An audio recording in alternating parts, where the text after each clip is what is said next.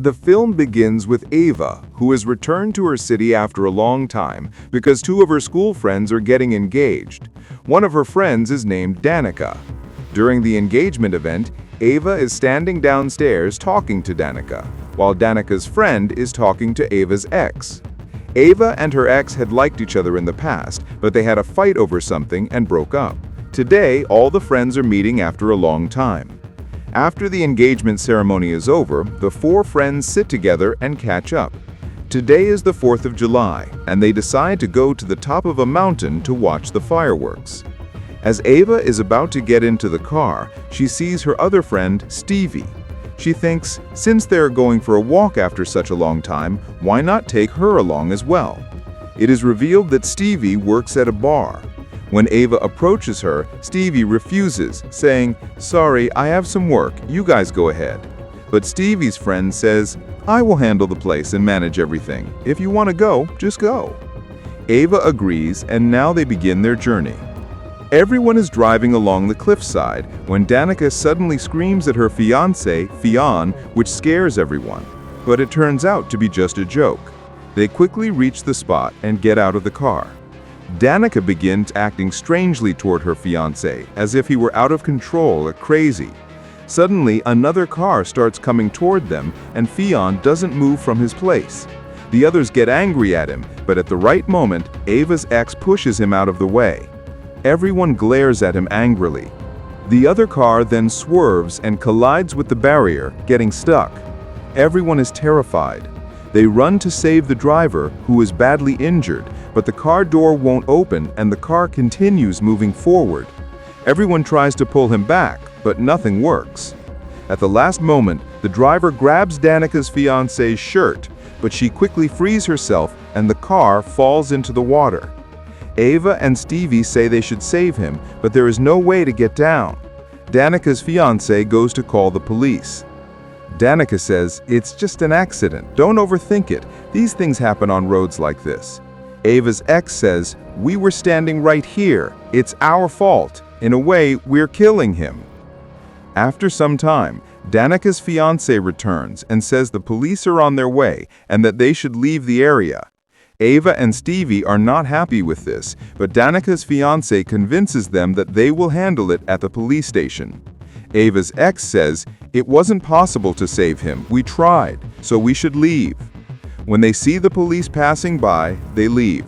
On their way home, Ava is surprised that they are not actually going to the police station.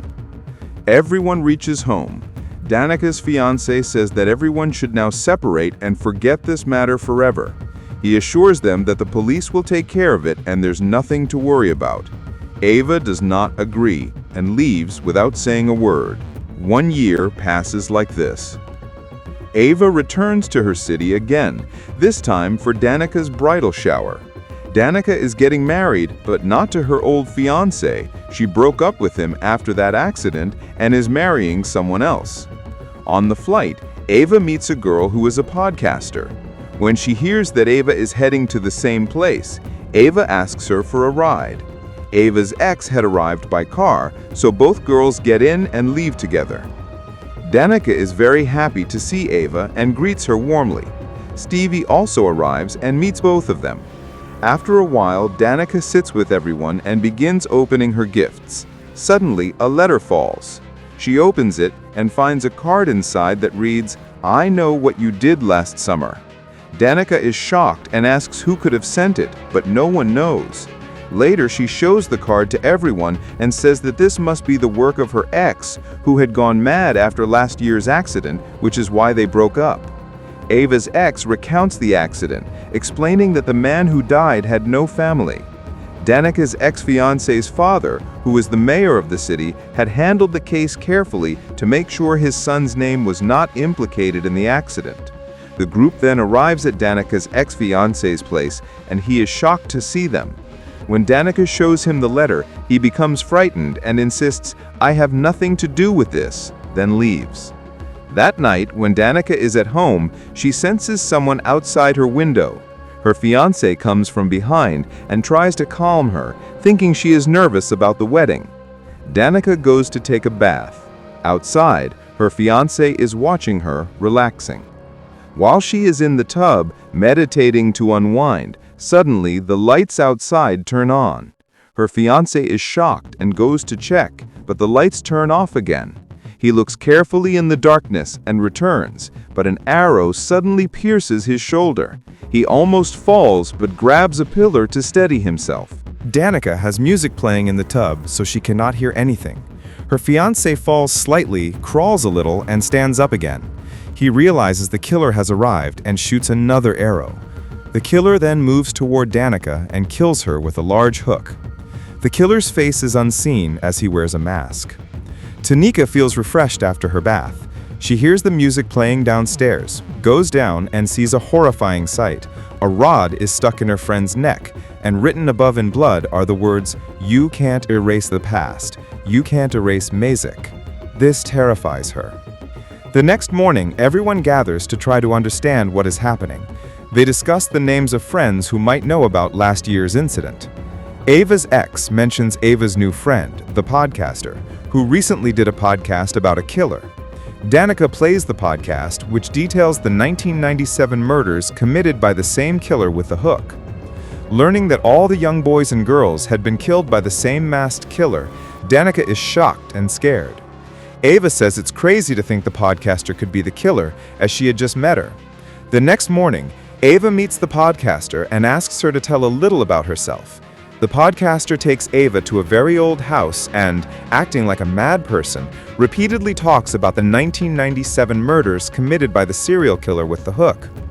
Then the podcaster whispers in Ava's ear that the killer has left a note for his victims, those he plans to hunt and kill next. On the note, it was written, "I know what you did last summer." She shows it to Ava and tells her about a professor and a man named Ray who were the only two survivors of the accident in that town, the two people who had survived the killer. She scares Ava further, tells her to wait, and goes upstairs herself. Ava calls for help.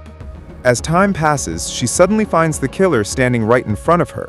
At first, she thinks it's the podcaster joking around, but the podcaster was upstairs. This means it is truly the killer. He attacks Ava, but she keeps dodging every strike. She injures the killer with a knife and then locks herself in a room while stabbing him. After some time, realizing the killer is no longer there, she comes out. The podcaster arrives as well, but then a large cage falls on Ava, trapping her. Panicking, she tells the podcaster to get help and tries to escape. The podcaster finds herself in a one-person elevator and starts pulling it. Meanwhile, the killer arrives there too. Ava struggles to remove the podcaster from the cage. The podcaster reaches a storage room upstairs filled with mannequins. The killer comes from behind and grabs her. When he tries to strangle her, she manages to remove his mask. Whoever he was, the podcaster recognizes him. Meanwhile, Stevie arrives to help Ava. As they escape, the podcaster's body falls from above, hanging dramatically. The police arrive at the crime scene and begin investigating. They announce that there will be a town hall meeting tomorrow morning and that everyone must attend. No one knows what to do, but Ava has a plan. She approaches the professor, who is known as the survivor professor, and teaches students. The professor initially refuses to talk about the past incident, but Ava pleads for her help. Since the professor has also faced similar strange situations, she agrees and brings Ava to her house. Ava asks, "Can you come to town with me?" The professor responds that it may not help. There is only one way to uncover the truth: find out who the killer really is. At the town meeting, the police announce that the podcaster has committed suicide, citing his mental instability. Ava and her ex stand up and oppose this claim. Ava insists, "He is not the killer. When I went to his house, the real killer came there and followed me too." Everyone is shocked by this revelation, but the police refuse to believe them. They say, "Sorry, but we need proof. We cannot just take your word for it." At that moment, Ray, the second survivor of the town, who was saved along with the professor, speaks up firmly. He demands that everyone take this seriously and believe Ava.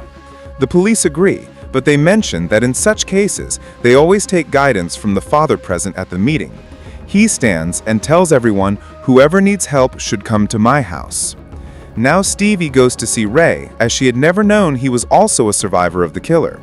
Ray says that he doesn't like to talk about it. Stevie explains that she came with her friends to ask some questions.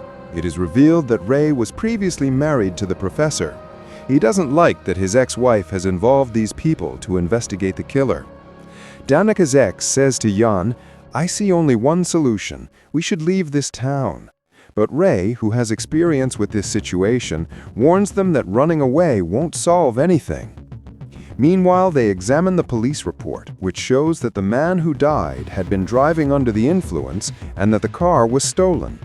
Ray says they need to find out whose name the car was registered under. So they go to the car rental service in town. Stevie asks the man, "Can we get information about this old car? We don't have the license number or the plate." Ava creates a little drama, saying it was her brother who died in that car accident, and the man gives them the information. Using this, they plan to track down the car.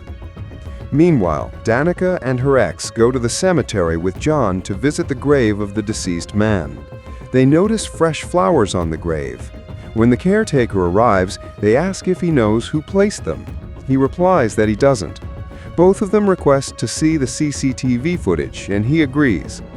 As the caretaker checks the footage, the killer appears from behind and slits his throat. It's now evening, and the caretaker hasn't returned. Danica's ex goes to investigate, leaving Danica waiting. As she turns, the killer suddenly appears in front of her. Terrified, she runs and hides in a storage area. There, she finds a telephone and tries to call for help, but the killer arrives. She hides under a stage while he walks above her. Soon, he discovers her and attacks. He drags her out and throws her to the ground, ready to strike again. At that moment, her fiancé arrives and saves her by throwing the killer aside. The killer escapes, and her fiancé stays close to protect Danica. Meanwhile, back at the professor's house, someone knocks at the door. It's Ray. She lets him in. He explains that he came because he's upset that the professor asked Ava to investigate the killer, knowing the risks to everyone's lives. Elsewhere, all the friends are together, and Danica is starting to recover. Ava's ex feels uneasy, so he goes to his car to clear his mind. When he returns, he finds the door locked and begins heading toward the window. Suddenly, the killer appears from behind and starts strangling him with a rope. He struggles for air, and his neck snaps under the pressure. He dies instantly. Ava pulls back the curtain and sees the car leaving. She immediately tries to call him, but he's already dead. The phone is left near his body, and the killer is now driving the car. The next morning, Ava and Danica go to Father. Danica feels uneasy and excuses herself to Father's chamber under the pretext of using the washroom. As soon as Father sees Ava, he behaves strangely. Meanwhile, Danica notices a photo of Father with a deceased person in an old book. Just then, a woman comes to take the book, and Danica quickly hides in a cupboard. Father senses something is off, but doesn't find her. He just takes the book and leaves. Later that evening, both Ava and Danica reach the police station to report everything, but the police don't believe them. They think the girls are falsely accusing Father. One officer gets up and leaves, telling them to wait. Back at home, Danica sleeps in a comfortable room, but she sees a stranger standing in front of her. As she closes her eyes and reopens them, the figure is gone. She gets up to check and sees a message on the door. "You are next." Ava, meanwhile, is fed up sitting in the station. As she tries to leave, she realizes that the doors have been locked from the outside. She screams for help, but the police ignore her. It is revealed that Ray is actually Stevie's boss. He says, "I promised your father I would always take care of you, and I am keeping that promise." At Danica's house, Fionn notices the gate opening by itself and goes to check. In a corner, he sees a statue, but doesn't realize the real killer is standing behind him. In the blink of an eye, the killer attacks with a knife. Fionn fights back, punching and struggling, but the killer stabs him again. He pushes the killer away and begins crawling up the stairs, screaming for help. His dad is listening to music and doesn't hear him, and his mom is upstairs, unaware. Finally, the killer catches him and drags him away. When his dad turns off the music and comes out, he's horrified to see his son badly injured. He He rushes to help, but the killer strikes, putting the hook through his neck, killing him instantly. Meanwhile, Danica falls asleep in the police station and has a disturbing dream. In it, a beauty queen she admires suddenly has her face horrifically disfigured. The dream then turns terrifying as the killer attacks Danica with his hook. Danica wakes up, terrified by the dream. The police release both her and Ava, and they head to the crime scene. There, they find the bodies of Danica's fiancé and her father hanging gruesomely. Danica screams in horror, crying uncontrollably. Her friends pull her away to safety. Ray advises them to escape the town by boat. They run to Ava's ex's car and discover his dead body as well. Ava begins crying and her friends help her get out. The three girls board the boat and set off. Meanwhile, the police suspect the father and go to his house to arrest him, but they're shocked to find that he's also dead. In the boat's driver cabin, they hear something fall. The police discover a group photo at the father's house and recognize Stevie, revealing the shocking truth: she is the killer. Stevie is now on the boat with them. Suddenly, she attacks Danica, revealing her true face.